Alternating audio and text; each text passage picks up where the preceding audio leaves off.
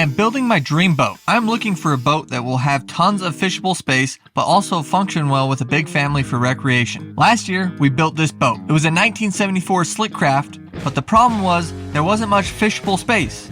Not a great family recreation boat either. And last but not least, it had an inboard motor, which meant we could not use it half the year when it got below freezing temperatures. So we took to searching the internet. We searched all over Facebook Marketplace and local classifieds trying to find the perfect boat. After weeks of searching, we determined there wasn't one. So we decided, let's build one. All right guys, as you can see, we got our pontoon. It's a 2007 Tracker Signature Series, and we did a lot of searching for pontoons, and something we wanted was something with a nice outboard and something that was a little bit priced low so we can customize it and have some money to do what we want. So the biggest selling factor of this whole pontoon is around here at the back. We've got a 2019 115 horsepower 4-stroke motor. This thing has less than 200 hours on it. It's like brand new, mint condition, still under warranty.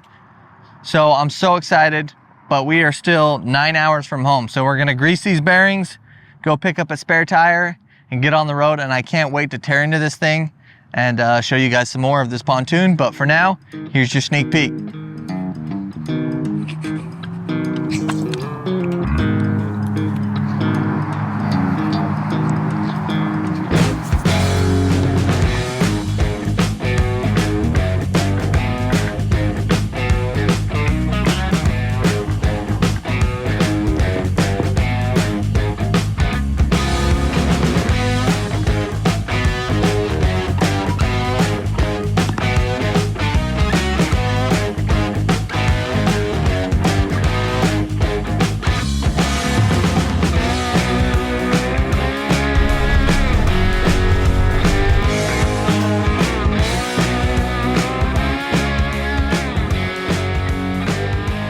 All right, we're about to get her up to top speed for the first time, so I'll get my dad to sit down and we'll throttle it up and try and get it on plane. But she's been running for about 10 minutes now, so she should be warmed up, and let's see what this thing can do.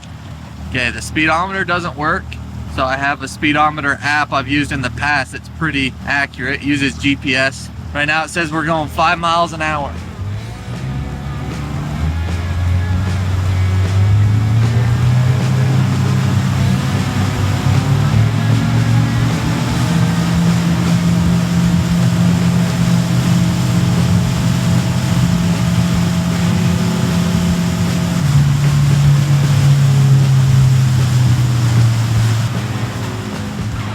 Well, that was pretty interesting. We topped out at about 21 miles an hour, which is faster than our last boat, our slick craft went, which is pretty cool.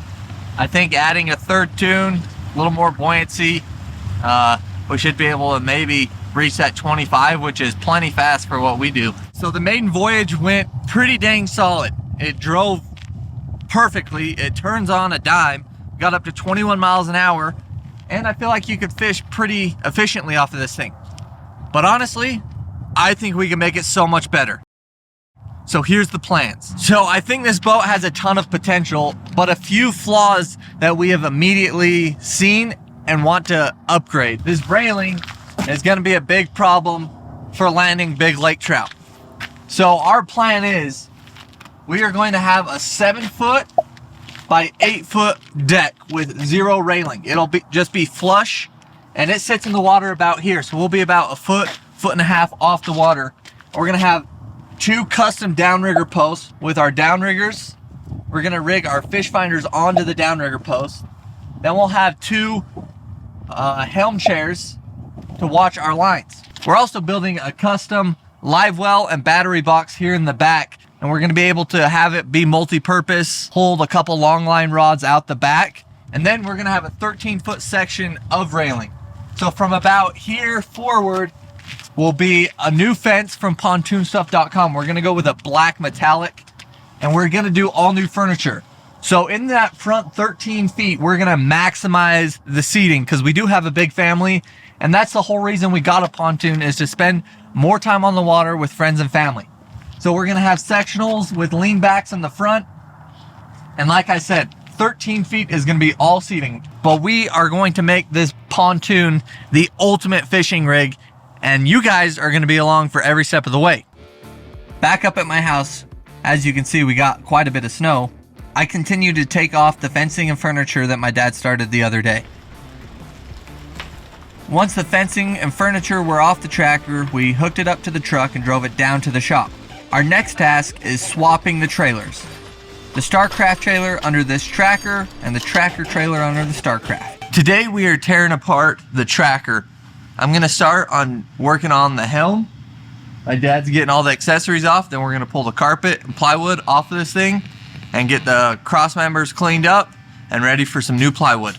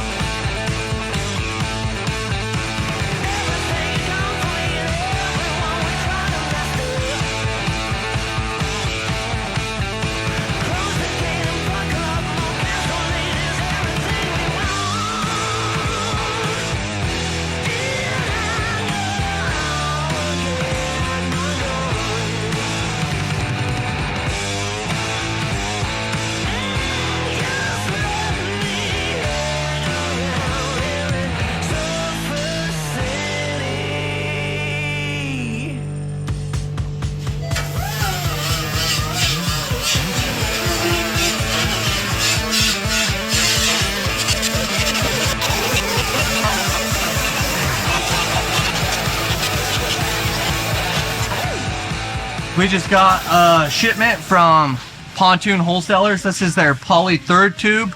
We're about to open it for the first time and check it out, but we made pretty good progress so far on the tracker. We got the deck off. We got all the cross members cleaned off. So now we're gonna mock up the third tune or the sport tune, and here's our first look at opening these things.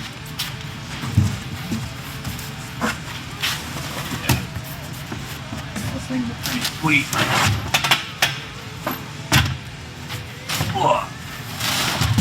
They're not that heavy, but that'll be pretty sweet. So this is the front one. This will slide in last, but we have to mount these aluminum cross members or C-channel to the frame, and then these slide in through these grooves. Pretty sweet. Well, we're gonna get this mocked up, and hopefully it's not gonna be too difficult. I think we have a hunch that we're gonna have to slide the whole motor mount back. So that could get interesting, having to lift that outboard off, take the motor off, slide the motor mount back, and then reattach it, because I think we're gonna need about 5 inches because these tracker motor mounts are so dang long. So let's get mocking some stuff up.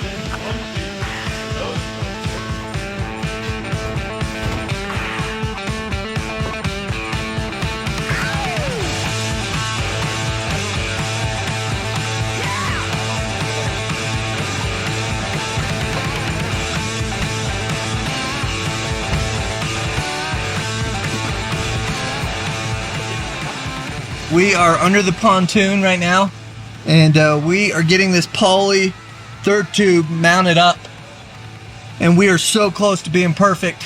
So we talked about these tracker motor mounts being extremely long.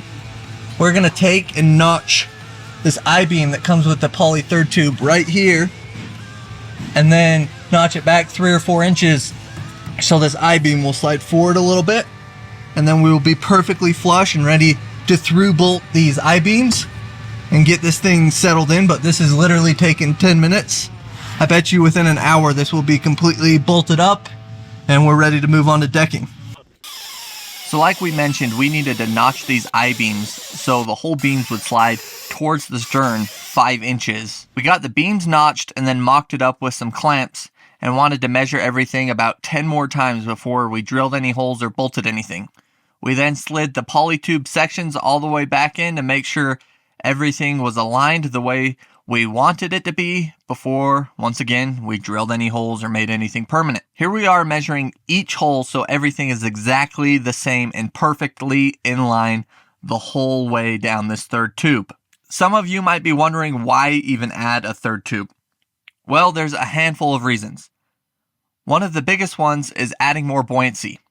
If you're going to have quite a few people on the boat at a time, pontoons are naturally buoyancy deficient. So we decided to add this third tube for that reason and that reason alone. But there are some added benefits. This third tube is a bigger diameter than the two side tubes, which make it act like a V-hull fishing boat, which will get up on plane faster, have a tighter turning radius, and have less drag in the water, which in turn is more fuel efficiency and more power efficiency, making it a little bit faster as well. So what we have done, we just installed this third tune.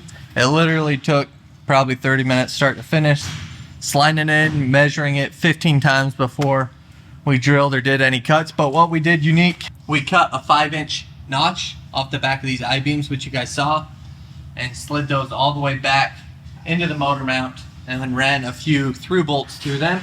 We got our new wiring harness all ran. Come over here, I'll show you that. It's pretty sweet. They make it very easy to do this. They have everything labeled with quick disconnect. So this is my nav light, my docking lights for the port side of the pontoon. Then I have my horn, nav light, docking light on the starboard side. So I had all the wires ran, and this is a brand new harness from pontoonstuff.com. It makes our life super easy. Everything's plug and play. We got all of our accessory lights and instrument clusters from them. So they all marry together like factory. So that makes our lives very easy. People who aren't very good at wiring, I guess, anybody could do this. We took and cleaned these. We scuffed them up. Now we just wipe them down with lacquer thinner. We're about to install Pontoon Stuff's decking kit, which is pretty sweet. They send you with the stainless hardware, the tar tape to go on your seams, and then the marine treated plywood and everything you need for the whole kit, which makes it super easy. It's a one-stop shop. So we're gonna lay down some tar tape, lay down some plywood, bolt it down, and we'll see where we're at after that. But we've been working for about 6 to 8 hours today, and I feel pretty good about our progress. I can't say how easy this third tune really was. It's plug and play. You could make any pontoon a tri-tune. But yeah, that's where we're at. So this is the plate that comes with the poly third tune.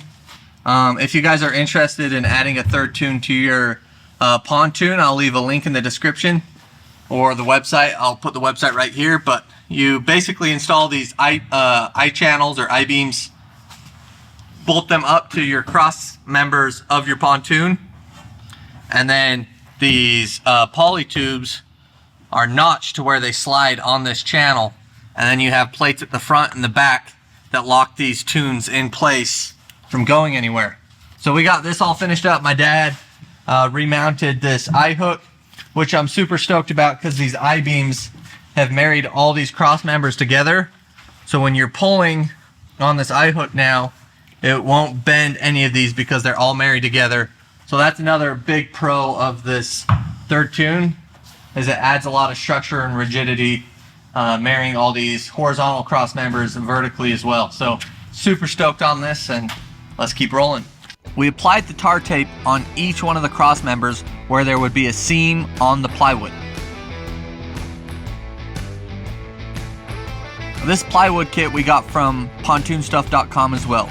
It is a treated marine plywood, and they even go over it and fix all the major blemishes in the wood.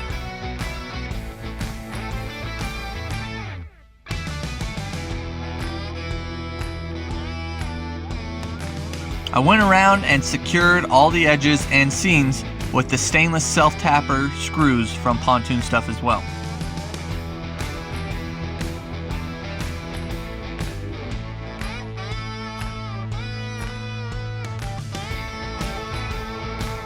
We then measured and laid down a chalk line so all of the screws are perfectly spaced out, and we tried to get 5 self-tapper screws on each cross member for each piece of plywood. We countersunk each one of these screws so they were perfectly flush with the decking.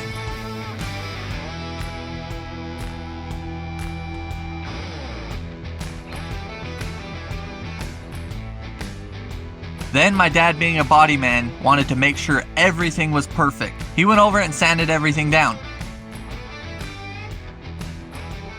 Then we had a wood putty compound. We went over each seam and major screw hole. There were a few blemishes from shipping, but we managed to fix them super easily. We didn't quite get as far as we wanted to get tonight. We got all the seams and blemishes filled. We got the whole deck sanded. We were hoping to get the new vinyl flooring glued down and stapled tonight, but the filler is just taking a little bit longer to set up than we thought. So that's a wrap for tonight. We will see you guys back here bright and early, and we're gonna get the flooring on, and then we're gonna take this Helm up to the Starcraft and get it mounted and ran, and hopefully that boat will be done tomorrow. So we made a lot of headway today, did everything perfect the way we wanted it, and we're super pleased at the progress we made today. Good morning, guys. It is day 2 of the tracker build, and we are just going around and sanding all this filler that we put down last night, and my dad's adding a little bit more filler on some other screw holes that we think could be a little bit better. We're trying to really make this as perfect as possible. So our plan is to do this, sand it, glue, vinyl flooring, and then we have to run and pick up some accessories that I'm excited to show you guys. But our goal today is to get the flooring down and to get the fence out and built and get the furniture out and staged. I don't think we're going to be able to mount any of that because some of our trim pieces haven't shown up yet. So we're going to be able to get everything basically staged and dry fit, and I can maybe dial in some of this wiring. All right, the time has come to lay down the new vinyl flooring. We went with a beige teak from Pontoon Stuff, and honestly, this was a pretty nerve-wracking part of the build. Neither my dad and I have ever done a vinyl flooring like this, and there's not very much room for error because once you glue it down, it's pretty much stuck. We did watch a lot of YouTube and Tom's Tunes on YouTube. If anybody is restoring a pontoon, this guy is a gold mine. Super appreciate all his time and energy into filming and editing those videos for people like us who don't know what the heck we're doing. So this kit calls for 1 gallon of glue on each side of this flooring. So my dad spread out the gallon with a heavy nap roller, then we went over it with a wooden dowel and like a cutting board and got all the bubbles out. We repeated the process on the next side. A gallon of glue seems like a lot, but it really gets absorbed in like the foam cushion of the bottom of the vinyl floor. And I think it acts as a sealer on top of this wood as well. So we got the glue all spread out, and now it is time to roll out the second half of this flooring. We then went over it with the wooden dowel again and the cutting board, working our way from the front to the back, getting each bubble out, and then we went vertically down it, and it laid down so perfectly, it was a miracle. We went around with a razor and cut the excess off of the vinyl floor, and this part is super satisfying. If you pull with one hand as you're cutting with the other, it goes super smooth. I would say maybe a longer blade here that would get deeper than the wood might be a little helpful. My dad was just using a little razor and it caught a time or two. Then I got a Harbor Freight Special air compressor staple gun and went around with stainless steel staples about every 3 to 5 inches around the whole entire boat. And started unboxing some of the new fencing panels from Pontoon Stuff. These things look so sharp. We went with a black metallic and a chrome finish, and I think it's gonna look awesome. Here's a 55-inch panel. So something unique that we are doing is we are customizing the fencing around this boat. Pontoon Stuff sells a fence kit with a sun deck and storage in the back. We decided to forfeit the sun deck to give us more fishing space. So this took a little bit of thinking power to lay everything out perfectly to get the dimensions exactly where we needed it, so it would fit the furniture and it would fit our fishing deck space that we previously designed. This is us laying it out, trying to make it perfectly symmetrical. We're dry fitting everything using clamps and these front radius corners. With the provided hardware, we went around and just hand tightened each fence panel together so it was a freestanding piece all the way around the deck. So this was the trickiest part, trying to get this back fence to line up perfectly using leftover panels as we forfeited the sun deck. After a little while, we got it perfect. Then we started unboxing the furniture. This is the luxury package from Pontoon Stuff. I hope you guys are seeing a pattern here that 99% of this build was purchased on Pontoon Stuff. This company makes it so dang easy to design and customize your boat to your exact specifications. I've said it once and I'll say it again. I cannot believe the customer support and the speed and efficiency of this company. I would definitely recommend them to anybody out there looking to update their boat. This was probably the funnest part of the build for me up to this point. Finally seeing my dream come to life. As we started staging some of this furniture, I could not believe the seating and the quality and just how everything is coming together exactly how I planned it. At this stage, everything was still just floating. Nothing was screwed down. We were still waiting for the trim to go around the deck, so the furniture is just floating, the fence is still floating, and we are just mocking everything up to make sure that it is perfect. I just got a package from our friends at Fish Fighter. These are their Guide Series seat bases that will go under these two fishing seats in the back, and we'll be able to store all of our fishing tackle. I'm super stoked to add these seat bases. I wanted to do them on our last boat build, but we never pulled the trigger.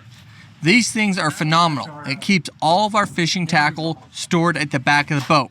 We will be able to have like our lake trout and panfish set up in one seat base, and in the other we can have our kokanee gear and bass type of rigs. All right, we're at a pretty scary part of the project, at least for me. I gotta cut these parts out for the instrument cluster.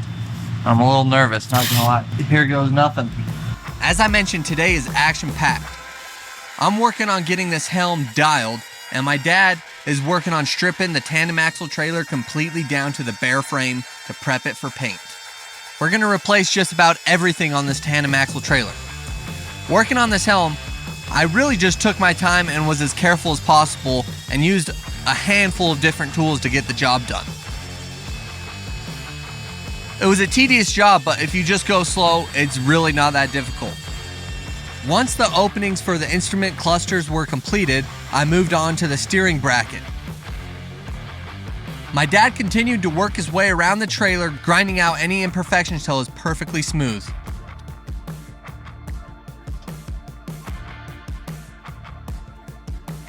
Back to the Helm, installing the steering box was a two-man job. Neither my dad and I had ever installed a steering system into a boat, so this was new for both of us. Following the instructions, we got this half-moon piece installed and the steering wheel slid on perfectly. And man, does that look good. Alright, you guys, we got to a part in the build that's going to take a lot of thinking, and we're just trying to go very slow so we don't screw anything up. Because to this point, luckily, we haven't made any major mistakes. So we got a new throttle. The old throttle was a little janky, to be honest, and didn't shift very smoothly, so we got a new Mercury throttle control, and the only downfall was it needs a Generation 2 throttle and shift cable, and we have the Gen 1s on this motor.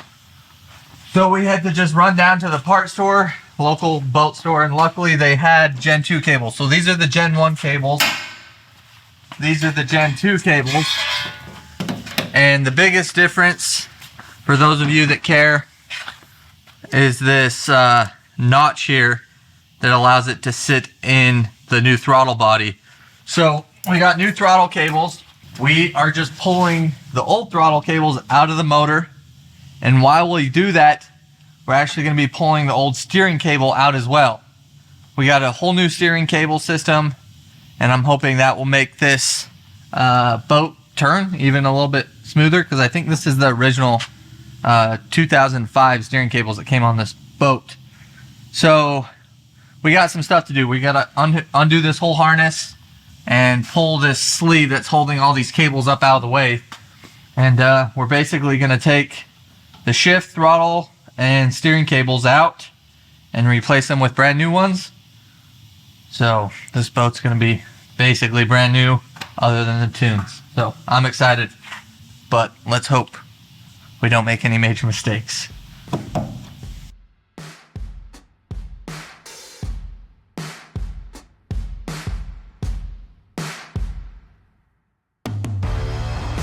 We got everything kind of cleaned up and organized. Just ran those new throttle cables all the way through and the new steering cable, but I think the steering cable might be a couple of feet too short, but there's only one way to find out. So we got the helm up here in place, screwed the helm down, squared it up, and we're about to drill a 3-inch hole. This is a part of the build that I've been dreading, honestly. We're going to be putting a big hole through our brand new floor. So I'm going to drill a little pilot first, and my dad's underneath to make sure that drill bit not long enough. Oh, stop. Holy shit. Oh, you just went in the gas tank. You're so stupid.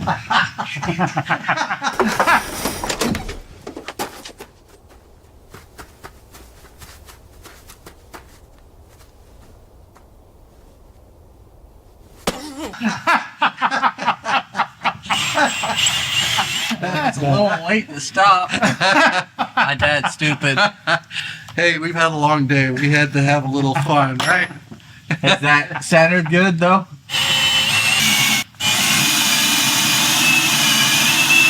Eternity later.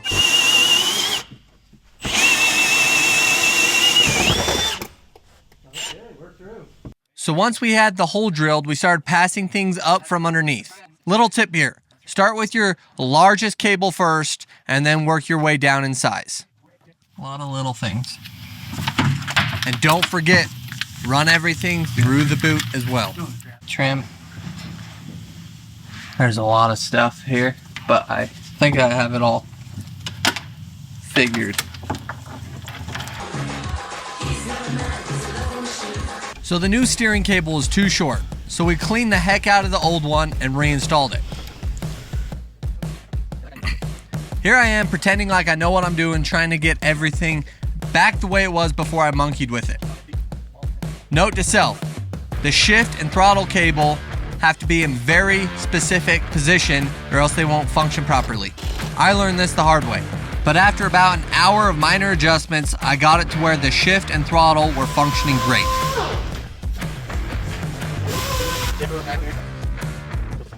Now it's time to cut some more holes in the helm. I'm drilling a hole for the ignition switch.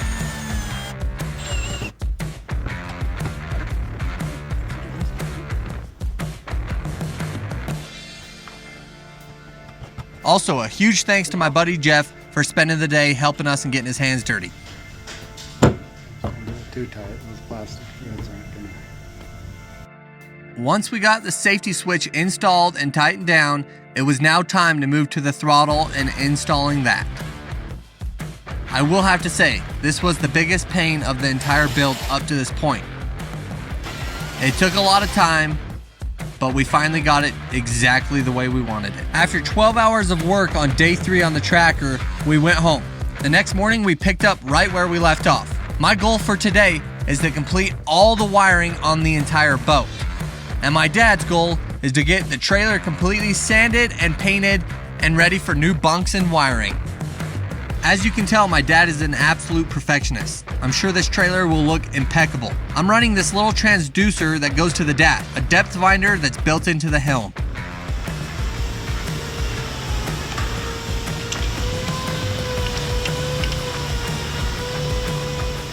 We are about to test the wiring that I kind of just wrapped up for the first time. We got the Epoch 12 volt battery. So this is a super cool battery. It's a cranking and deep cycle battery.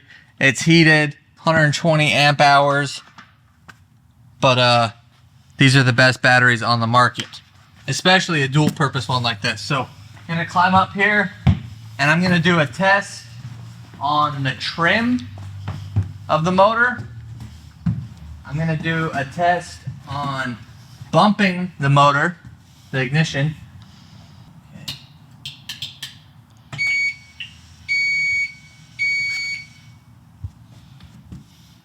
Sounds like some stuff's happening. Okay, I'm gonna try the trim up.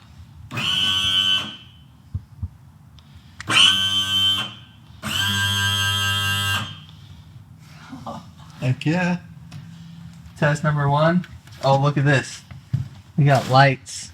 This one doesn't have light. Oh yeah, that's because I haven't ran the electrical up to the fuel gauge yet. That's the depth alarm? Yeah. That's cool. We'll have to get that figured out. Okay, I'm gonna bump the ignition.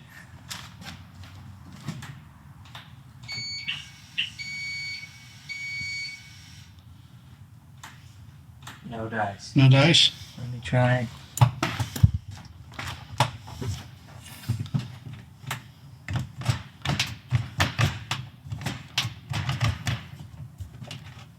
I may know why. Little technical difficulties. There was a black wire and a black wire with a yellow stripe. I had backwards, but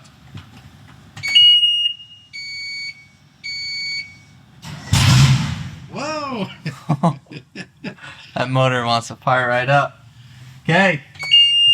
Looks like we got power to everything.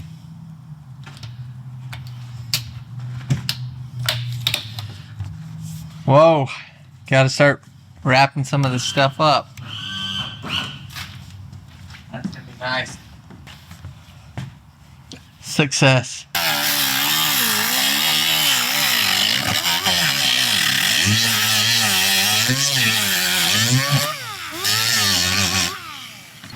Well, good morning, everybody. We are going to install our trim this morning around our deck, and we remembered our chop saw to cut the trim, but we didn't remember a jigsaw to cut the deck, so we're improvising. And it seems to be working just fine.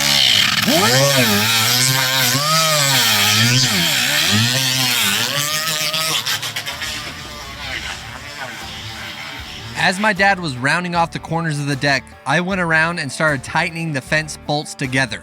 This just eliminated any type of wiggle room the fence had before we got it set and mounted permanently.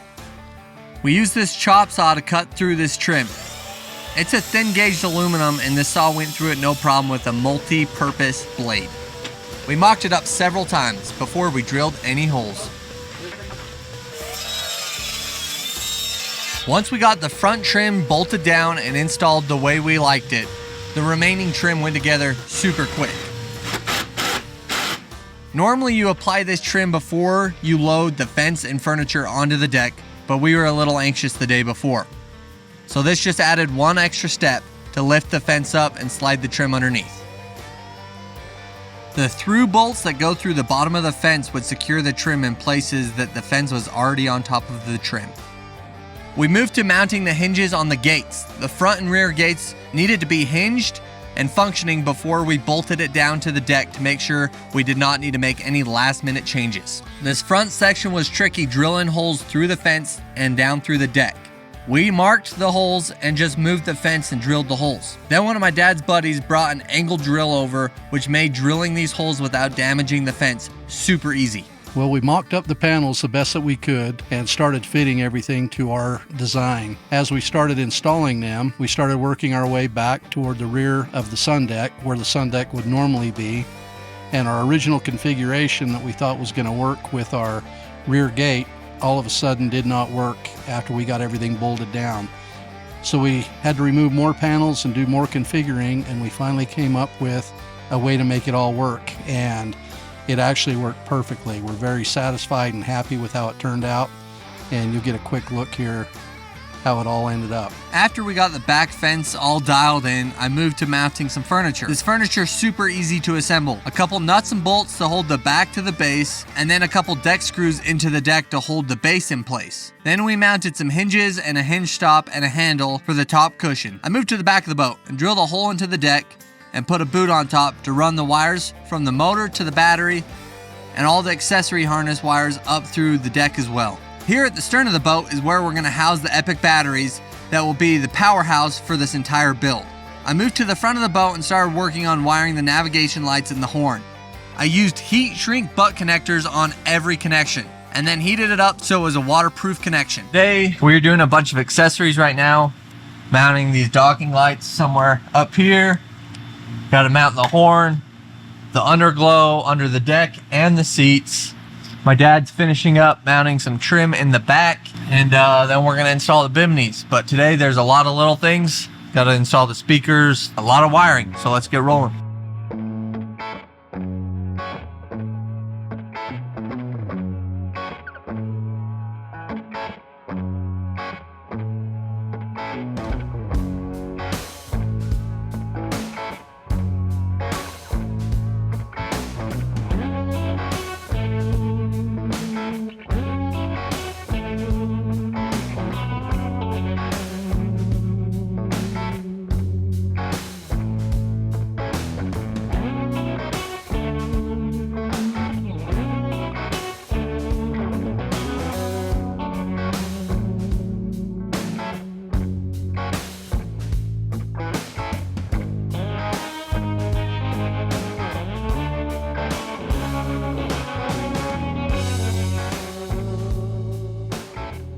The first step of the underglow lighting is attaching this LED strip track.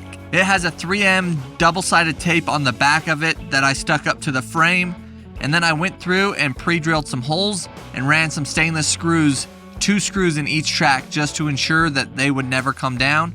Then it's pretty easy. You just run the LED lighting through the track all the way around to secure it.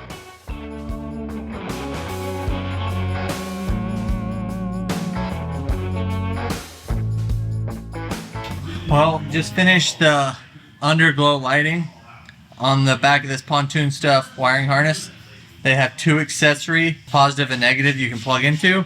Just got it plugged in, and let's see if we can light it up for the first time. Just don't know what switch it is.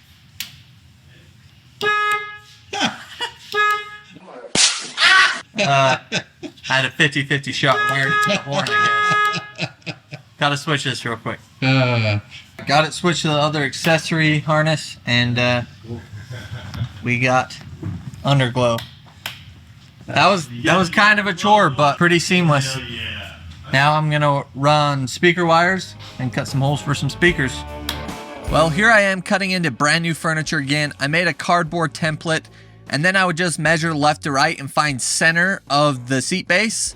And I had center marked on the cardboard template, and it ended up working out super seamless and didn't hurt my brain too much trying to figure out where I should place these speakers. My buddy Tony, he's the painter here at the body shop. He is going to paint the whole trailer black. So I'm going to set you up on a time lapse and watch the master go to work. Thanks, Tony. Once again, huge shout out to Tony. He came in clutch when he offered to paint the trailer. As you can tell, 99% of a paint job comes from prep work, sanding, getting it all cleaned and ready so there will be not as much dirt in the paint. Tony absolutely crushed it. We used a heavy-duty black 2-in-1 paint and primer to prolong the life of this trailer, bringing it from a 1995 tandem axle trailer to modern day looking sharp as ever. While Tony was painting the trailer, my dad and I were wrapping up wiring and finishing mounting all of the furniture on the tracker. I can't get over how well this trailer turned out. We completely renovated it. 4 new tires and wheels. We cut off the old hitch mechanism and welded on a brand new one. We then went and bought some 20-foot 2x4s, treated them with a waterproof sealant, and then took some indoor-outdoor marine carpet, wrapped them and stapled them with stainless steel staples, and ran some carriage through bolts. We have plans to run some plastic bunk slides over the top of these carriage bolts that have a countersunk stainless screw that will cover the head of these carriage bolts. We ran a brand new wiring harness through the trailer with LED waterproof taillights and side marker lights. My dad then took some rubberized tread and added them to the steps of the trailer. Added the safety chain and a brand new winch, and this trailer was good as new. We jumped back to the tracker to install the electronic Bimini. Here we have it dry fit, just mounted to the fence with clamps to try and optimize where we want this fence placed. The goal here was trying to get shade over the back deck and our fishing chairs. Spoiler alert, this is not where the Bimini ends up staying after a maiden voyage. We found that it was too far back and impeded the fishing space and use of the deck. But here we are drilling holes into this perfect fence and making the first major mistake of the build. The remedy was pretty easy, just unbolt it and slide it back and rebolt it down. This Bimini is super heavy duty and very easy to install. We got it from pontoonstuff.com if you want to pick one up for yourself. Our initial goal was to build this entire tracker boat build in 7 days. Right now marks the end of day 5, and here's what we've done. So today we got a lot of little things done and a couple big things. So first off, we got the underglow lighting all done. We got the nav lights and the docking lights done. We mounted the power Bimini and we rough mounted the manual Bimini. So there's a little bit of fabrication work that has to go into this. Basically what we have here is an 8.5 by 10 foot Bimini. We're gonna want it about 8 feet 2 inches, 8 feet 3 inches, so it will barely slide over the top of the 8 foot Bimini in the back. That way we will have 0 seam. It'll be a custom Bimini setup when it's done. So yeah, these docking lights, I ran through the chair bases and down through the bottom. And then another cool thing we did was we added a door stop back here to keep that gate open, which is super nice when I'm loading the trailer, you know, or unloading off the trailer. I'll be able to see straight down the pipe, or when I'm picking somebody up from the dock, or when we have our trolling motor mounted right there. A few other things we did today is I mounted 4 of these Deckmate speakers from Pontoon Stuff on each one of these returns, or these angled seat bases. So we got 4 of those ran. My dad finished mounting all the furniture, bolted it down. I mounted the horn up under that seat. Coming back, my dad mounted this little windshield. I was tinkering with the stereo. Yeah, this is the horn. We got it to work. We got all these accessories to work. We got our tilt trim work. We got our ignition switch to work. We mounted the Helm chair and a few things that we were really looking for. And like we said, we're pretty rookie when it comes to these boat builds, but we wanted to be able to stand up when you're driving, and we want to be able to turn. So this is a sliding seat from Pontoon Stuff. So you could slide it forward like 1 notch and be able to turn around, be able to recline, you know, just lounge. So we spent way too long finding the optimal spot, but I think we did. We added a brace here. We turned the gate so it opens outward now, which is a huge upgrade. And this whole back wall was custom because pontoonstuff.com, they have a sun deck, you know? So we ordered a 20-foot railing or fence system with a sun deck, but we basically foregone. Go ahead, you got it. We took out the sun deck and made our custom back wall, which I think it turned out really, really well. We then loaded the boat up on the recently renovated trailer for the first time and took it out of the shop and headed home. So, like I've talked throughout this video, this is going to be a hybrid Livewell and battery storage box. We got our 2 Epoch batteries, 36 volt and a 12 volt hybrid. So we're just mounting this here in the center for both batteries to sit. And then we're going to leave these ends exposed for wiring to come up through and then to bolt this to the deck. We're going to cut another piece of this wood to go right here for the Epic battery chargers. Right here, be mounted sideways. You may remember I had my buddy Evan back in episode 2 build this Livewell frame. It's 12 inches deep by 48 inches wide. Then my brother Jed helped me trim it out. We used a material called dye bond. It's plastic sandwiching aluminum on each side. It's super sturdy and lightweight, and it looks really good with this black finish. We trimmed it with aluminum angle, and then my brother and brother-in-law Cody were able to take a laser and cut the top of this Livewell out. We did a bump board with bump stops on each side and a little backsplash return with a couple of lids. I think it turned out pretty dang sweet, and we saved a bunch of money doing it ourselves. We lifted it into place and then measured left to right on the deck several times to get it perfectly square. My dad then cut some leftover trim that we had to shim up the front of the Livewell so it matched the back, since the back of the Livewell was sitting on the trim as well.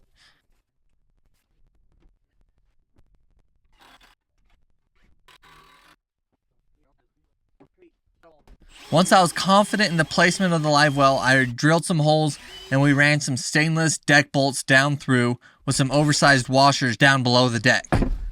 Now I'm installing the Epic batteries for the final time.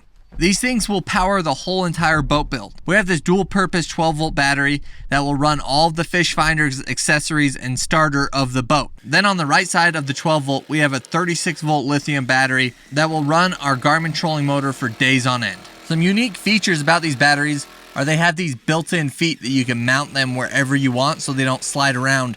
No need for any straps either. They also Bluetooth to your phone so you can always check how much time is left to get a full charge or how much time you have left on the battery life. So hooking up this power for the last time. When you do this, you want your motor power, your engine power, to be the closest to the terminal, to the bottom. You kind of go off gauge of wire. So we're probably going to go engine, charger, and accessory.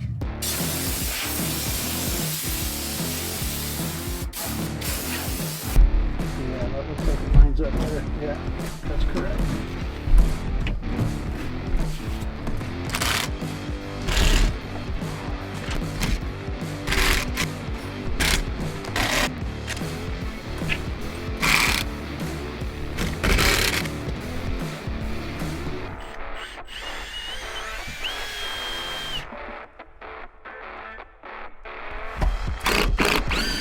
One went down.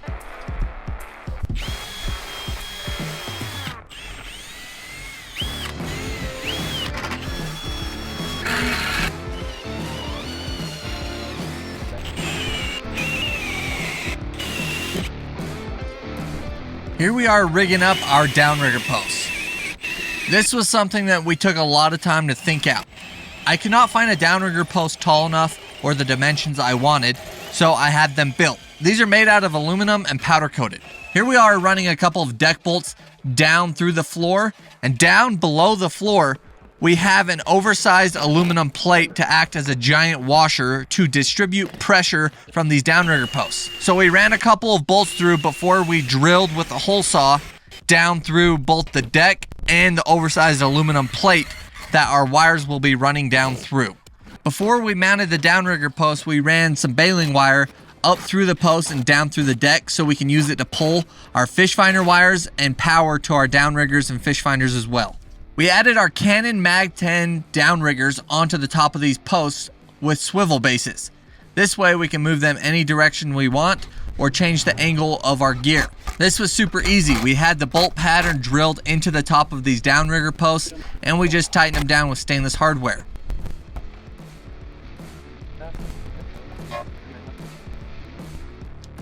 I think that just about does it for today.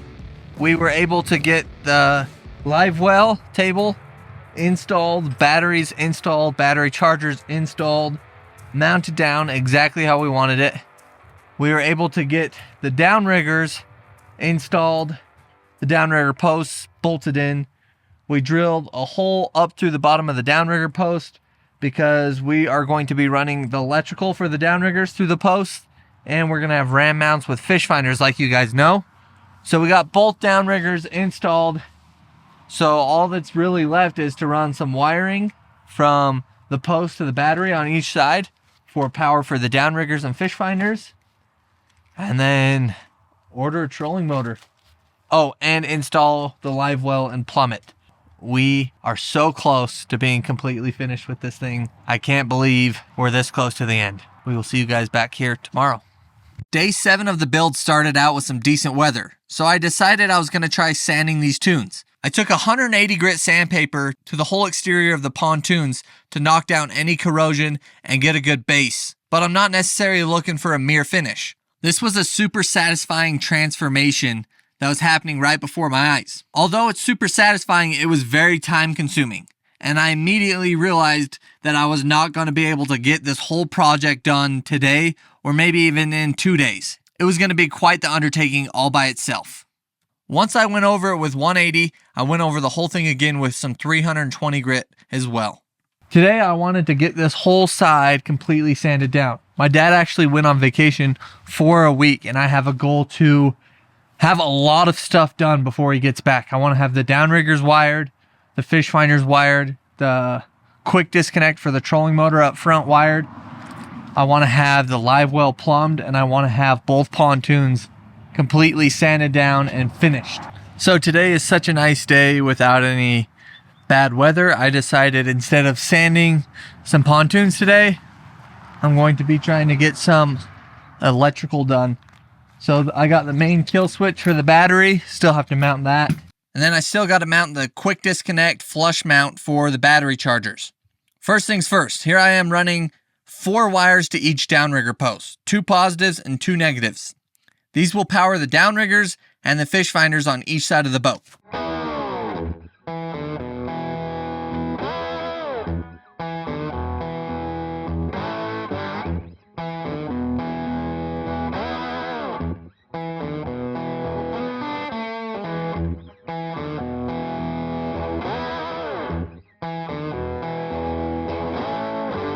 Well, that only took about 45 minutes to run all those wires.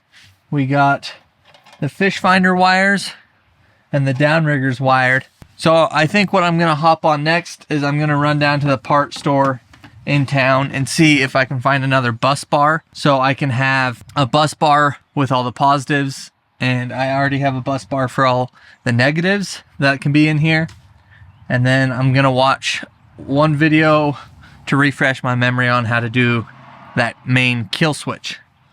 So that is the plan as of right now, and then we'll see where we're at once that's all done. I may try and plumb and install the Livewell.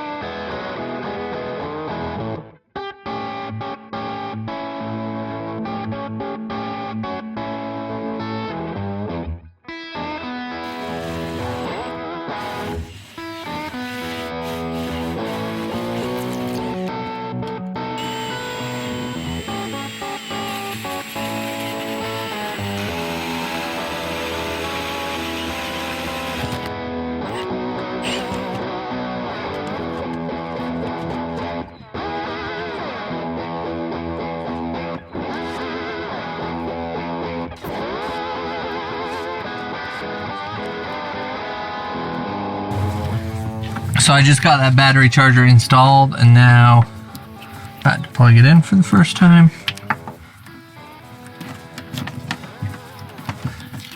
And these are special lithium battery chargers, so it's not just your Amazon special.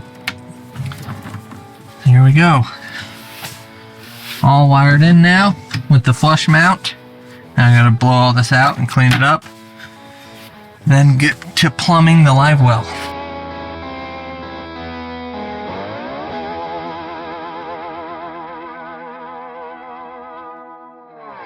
Well, I have a little bit of a dilemma right now. Not really a dilemma, but a choice that I can't really figure out what's right or wrong. I don't really know that there is a wrong option, but let me show you what I'm talking about. So I have a plan to splice the Livewell pump with this T, and then I got a spigot and a spray down hose. I've never really seen anybody do this, and maybe that's for a reason. Maybe the Livewell pump's not strong enough, but the bilge pumps I've had in the past pump some pretty good water, and I got a smaller diameter hose to spray stuff off, so I'm sure it will work, is what I'm trying to say. But I want to mount this to the wall, and I'm not sure if I want to put it on the side over here, or the front, or the back. The front would make sense because it's out of the walkway, because we're going to have our swim ladder right down here. So it's out of the way. But this front is like the main panel I take off if I ever have to fix anything. And having this hose plumbed in is going to kind of eliminate that. So I'm leaning towards doing it off the back. It'll kind of be out of sight. Yeah, I think I'm going to do it off the back. So I'm going to drill a hole first, I think. This diameter. Get this put in. Screw this in off the back side. That will hold itself in. I'll splice the hose once I know how much I need. Then I'll drill a hole and run it across. But I think that's the plan as of right now.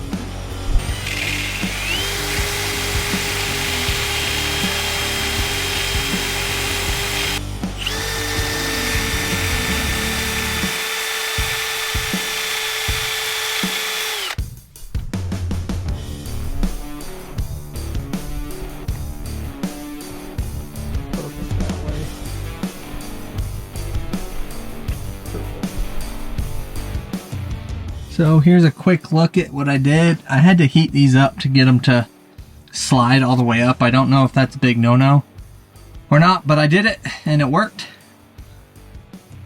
Got the fill back there. This is the fill hose.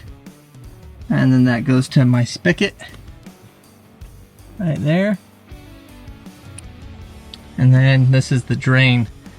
I'm not going to drill the drain hole yet because I'm uncertain how I want to do that.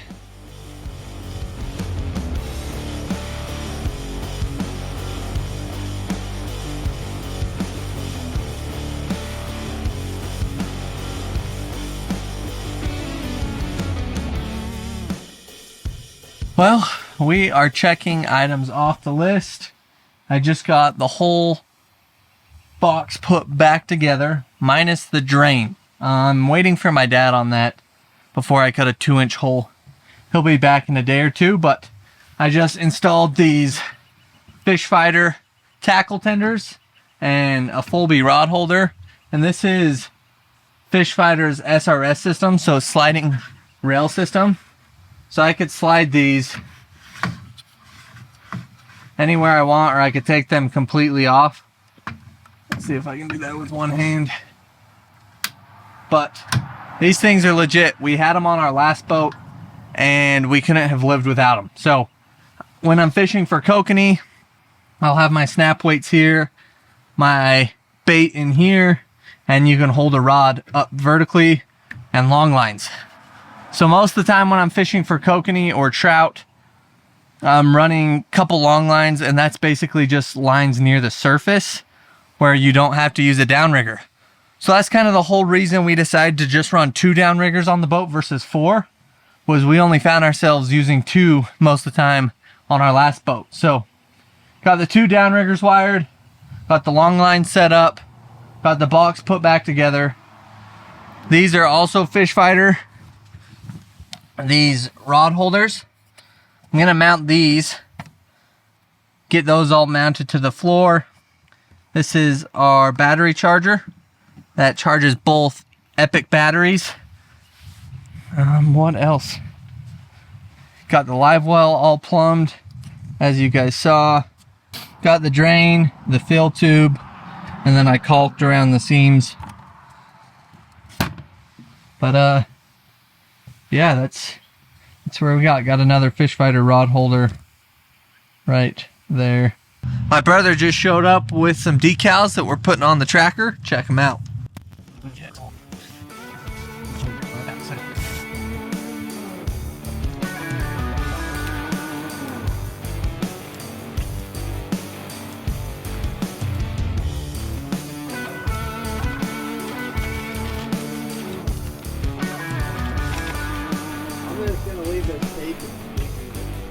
Is cutting this railing off of the Starcraft trailer that we swapped over here.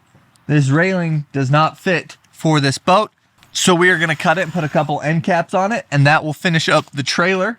Next, we have to plumb a drain for the Livewell. I was waiting for my dad's opinion.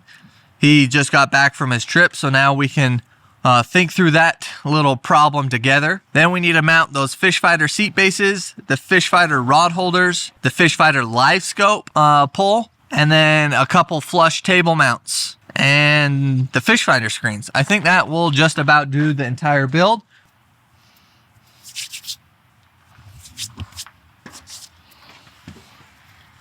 Walk me through what we got going on here.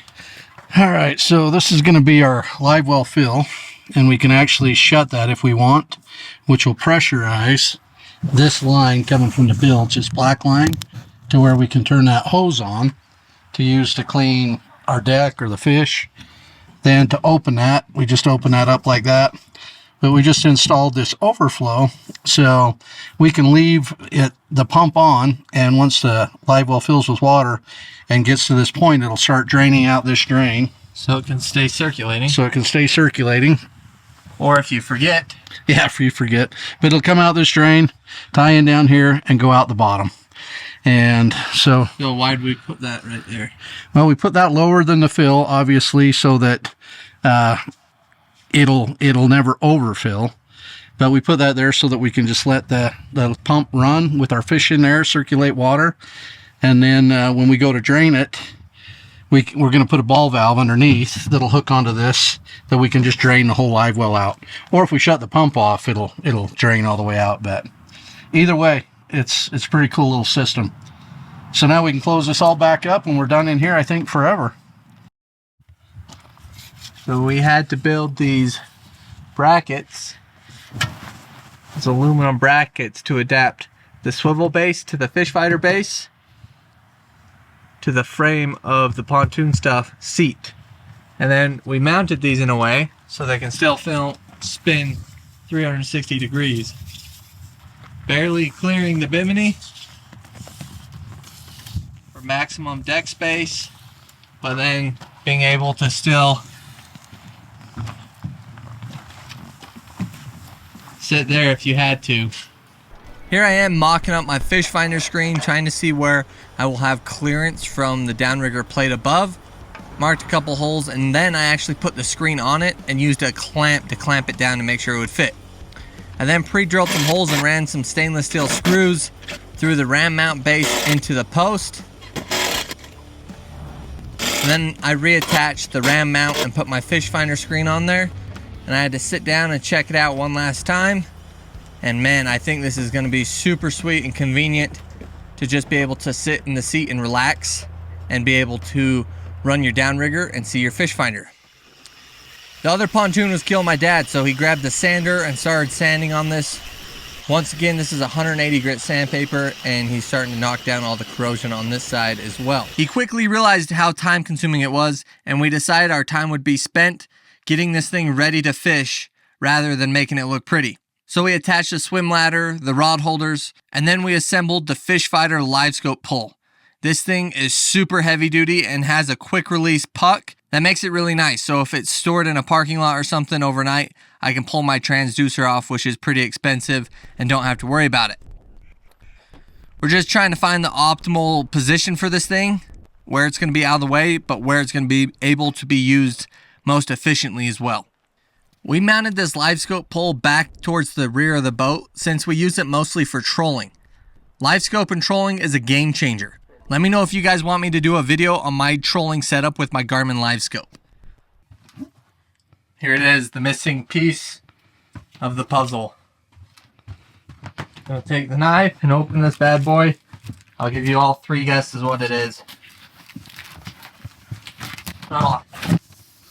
We're in my tiny little office here.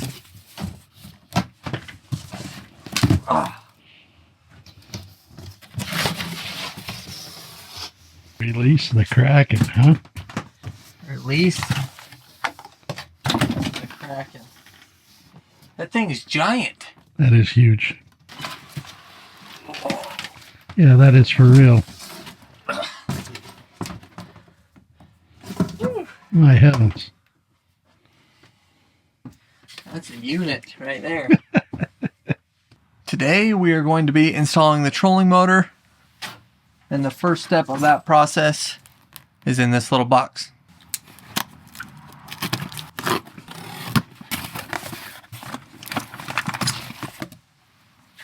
This is some big dog wiring.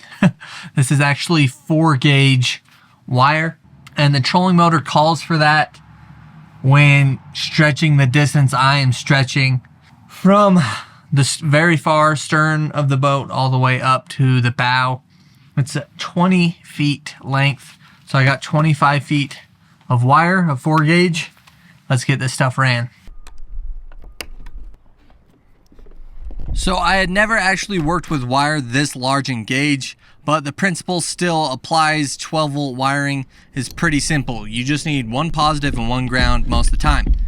I did not have a crimping tool that would work for this large a gauge. Luckily, the auto part store down in town lent me theirs to use. So I crimped these down and then put heat shrink over the top of them.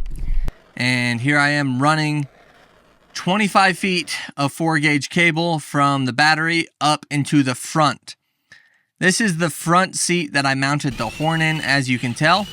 And I'm going to run the wires up through there and have a quick disconnect plug up there at the front. So if I ever want to pull my trolling motor off for the winter, I just disconnect the quick disconnect plate, unplug it there, and it's ready to roll. But I just drilled a hole through the base of the seat. Here is some really thick plastic. It's super rigid.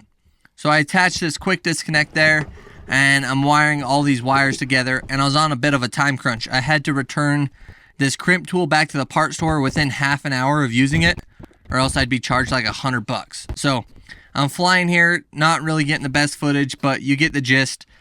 Just heat shrinking everything, and I have a 60 amp fuse that I'm going to mount in this seat as well. So if it ever trips, I can just pop the lid of the seat open and reset it. Also, some of you might be wondering why I did not just place the battery up here in this seat. That's for a couple reasons. 1, it wouldn't really fit too well, and 2, I'd rather have the storage up here, and that's why I built the Livewell box and battery box was specifically for those batteries, and they could charge in tandem with each other with that flush mount. Super easy, clean, and simple, and it's all located in the back. Now it's time to mount the trolling motor quick disconnect plate. I trusted the template that came with the motor. I drilled the holes and ran the bolts down through, although this was a 2-man job. I needed my wife's help to have her hold the wrench on the bottom while I was running the screws up through the top. Kind of the goal for today was to surprise my dad. He thinks he's getting home from work, and he is helping me install the trolling motor and the wiring. And we had plans earlier this week to hit the lake today, but other stuff came up. So the boat got pushed back a day or two. But I've been working my butt off today running the wires and mounting the quick disconnect and mounting the trolling motor with the help of my wife. But we just got the quick disconnect bracket finished up. We have it installed on the boat. Now it's the moment of truth. I told my wife, I was like, I hope this fits on there. She's like, what do you mean? I'm like, I just used the template, the paper template that came with it. I didn't really mock it up too well, so we're gonna see. So I'm gonna go set you guys up there, then I'm gonna come back and help my wife carry the motor over, and if all goes well, this is gonna fit perfect, and then we can get some fishing rods and lures in the boat. So when my dad gets home from work in about an hour, I'm gonna have the boat hooked up to the truck, and we're gonna take her for her maiden voyage, reincarnated.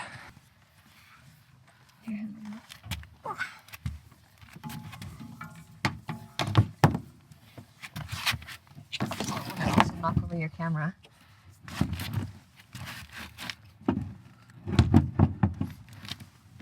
Okay, hold tight.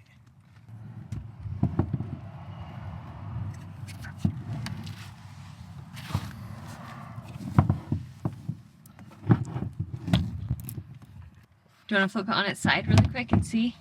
Oh yeah, it is. There's 2 holes on that side, not this side. Okay. Give your people an update. Well, I had a 50-50 shot of screwing it up, and I screwed it up. Do you realize what you've done? I'm sorry. We should be able just to switch this. I don't see why you couldn't. Take number 2. Just got the bracket swapped around. Let's go.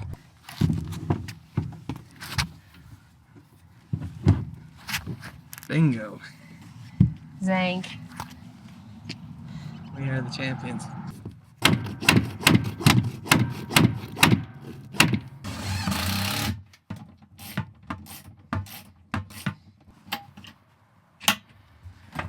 Got a inline 60 amp fuse that'll protect my battery, and that will protect the trolling motor if anything ever were to cause some sort of malfunction. Now, this quick disconnect, plug,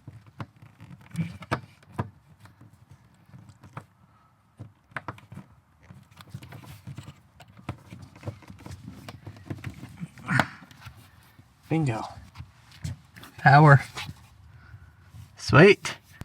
Now to the fish finders, and then we'll get the remote, try and pair everything. We got about 5 little things to do before he gets here.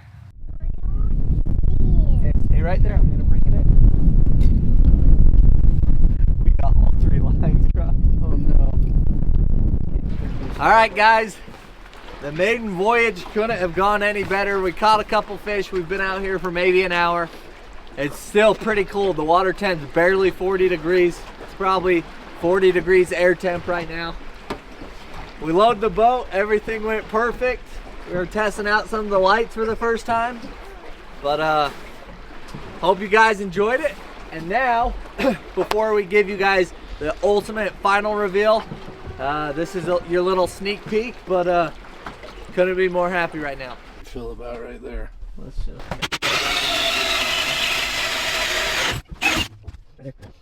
Wow, that's like Moz and Paws, guys.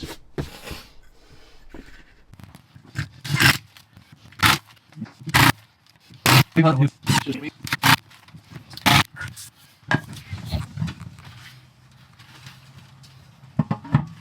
Yeah, just like that, huh?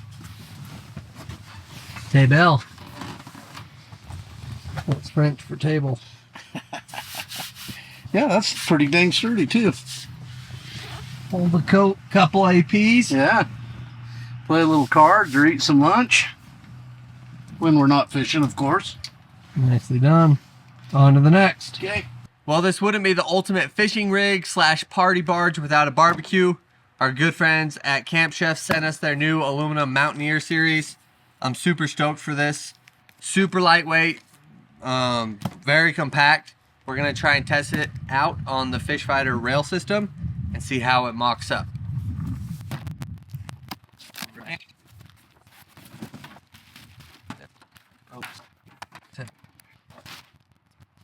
This is the moment we've all been waiting for. Without any further ado, check it out. This is the boat in all of her glory. And like any project, it'll never be completely finished, but I'm gonna give you a rundown of where we're at. And we're going fishing in the morning, 4 a.m., chasing huge lake trout. So starting on the exterior, we did a quick sand to knock down a bunch of the corrosion on the tunes. We honestly have not given it a final polish yet. We're just running out of time and we want to go fishing. We got the underglow. We redid the whole trailer like you guys saw. So we got new bunks, new carpet. We did new tires and wheels, but they're just Walmart special. They'll get the job done for now. Eventually we're gonna get some nice aluminum or chrome wheels with some better tires and wheel wells. but that's down the road. Coming around the front, we got our navigation lights, we got our front headlights, and we got our trolling motor. This is the Garmin Force Kraken. This thing is the bee's knees. I'm so excited to get out for the main voyage tomorrow and test it out. I've done a lot of research and I love all my other Garmin stuff, so I'm very excited for this. We mounted this spare tire, new winch, new tread on the steps, and we'll give you a quick look at the starboard side of the boat. So over here on the starboard side, as you can tell, we did not sand the entire side. We got to about here, and then we had a little bit of free time where we decided, heck, it's time to go fishing. We got our Fish Fighter live scope mount here. It pivots out. We got the Garmin LVS 62 for those of you that care. We got our Fish Fighter boxes. We fabricated a swivel base for our pontoon stuffed seats. Coming around the back, we got an extendable ladder. We have the Mercury 115 horse. We have the custom Livewell box that we built, and my brother Jed helped out a ton. Got Fish Fighter rod holders on each side for our rods and our net. Now it's time to climb up on this bad boy. But before we do, we added a third tune. So this thing is now a tri-tune. It will handle so much better and we'll get way better performance out of it. We're up on the boat, and this is where we've spent so much time designing and just really tweaking everything on top of the deck here. There's a couple things left that we have to do, like we're gonna have to fabricate this gate a little bit to where it will close with the trolling motor there. But for right now, we have everything staged. I got a quick disconnect plug for the trolling motor. I got a table mount. I'd love to show you the table installed, but we can't deploy the trolling motor with it on the trailer to show you. We've got a pile of stuff inside these benches. We have life jackets, downrigger weights, snacks, all sorts of stuff throughout all the storage up front. And we really want to try and optimize this and get it very organized. But for now, it's kind of all just tossed in there for the fishing trip in the morning. Behind the lean back is where we keep the table and the table post. Sliding to the back of the boat, this is the command center. This is our Helm that we customized. We put a brand new steering box, steering system in here, new throttle, new shift and throttle cables. We did a whole customization of a radio, a tachometer, depth finder, our instrument clusters, all of our switches, USB ports, the whole 9 yards. We got a glove box for paperwork. On the side here is where we keep our Camp Chef barbecue for when we want to barbecue some food out on the water.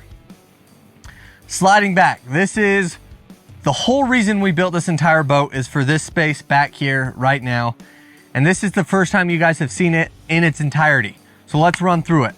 We have this gate here to lock in the kids, and it opens outward. We have Fish Fighter tackle storage under each seat. And this is perfect. We have all of our lake trout stuff in one and all of our kokanee gear in the other. We are dialed. We have no fishing accessories on the front of the boat. It's all consolidated and organized back here at the back of the boat. On this side, this is kind of where I fish from. I got my Garmin live scope, and I got my downrigger, and I have my long line and my rods on my side. Then this is kind of where my dad fishes from. He's got his downrigger. He's got his side imaging that's actually connected up to the Garmin trolling motor, so he can actually see ahead of us what's coming versus where I'm seeing what's more behind us and kind of pinpointing and sniping some fish.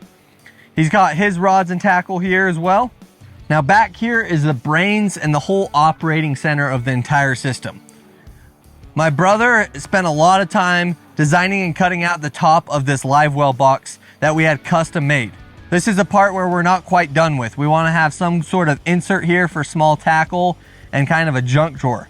But then this is where we have our Epic batteries, we have our lithium chargers, and then we have our main on-off power switch. On this side of the Livewell box, we have a flush mounted battery charger, so you don't have to climb in the boat to charge the batteries. And then on this side, we have our Livewell. But what's unique about this Livewell is we have a ball valve that we can turn, and we have a water spigot on the back to where we can have a spray down hose to spray down our fillet table or the deck, or kids if they have sticky hands or anything like that. And then we can turn that ball valve and it will fill the live well. And inside this live well, like you guys saw, we have an overflow drain. So it'll fill just below the spigot and then start draining so it can just circulate nonstop. And then we have a ball valve at the bottom of this drain. So when we're done fishing for the day, we can just open that and empty the entire live well. On the front of the live well, we have the Fish Fighter sliding rail system with their tackle tenders. So that's the walk around and the tour of the entire boat. But this video is not finished. We will see you guys in the morning on the water.